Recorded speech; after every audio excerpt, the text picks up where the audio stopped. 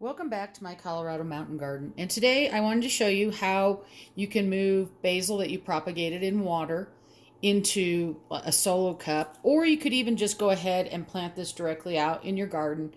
Although mine has not been hardened off, when I cut this basil and put it in water, my plants had not been outside. So I'm putting it into a solo cup so that I can harden it off before it actually goes out in my bed. And if you go back to previous videos on propagating basil in water that I've done, you'll see that I usually put plastic wrap over the top. I have taken the plastic wrap off here just so that it's easier so I can do the video. And then there's 4 plants in here, and so I've just used my skewer here and made 4 deep holes. This soil is fairly damp, and I like to make sure it's pretty damp when I first put these in because they're used to having their roots in water.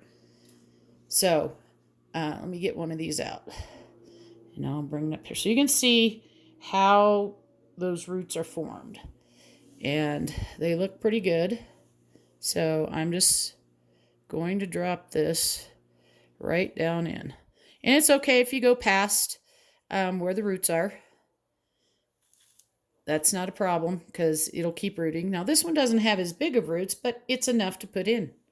They don't have to be huge. Some grow a little bit faster than the others. And like I said, let's bring that up here. Ooh, let's see if it'll focus for me. Well, it's not focusing very well, but those roots are pretty small. But again, it'll do just fine. And then I just got, like I said, I made those holes previously. And putting them right down in. Then I'm just packing around where those holes are with my fingers. Just to get them back in. Oop, that one doesn't want to pack. And there's that one. And voila, we're done. So it's pretty easy to do. In this case, since I'm putting them in the soil here, I'll probably let them go for about a week before I drop them actually down in the garden bed. This one's going to go actually in my big greenhouse in where I have some celery and stuff like that. I have an empty spot, so I figured let's put some in there.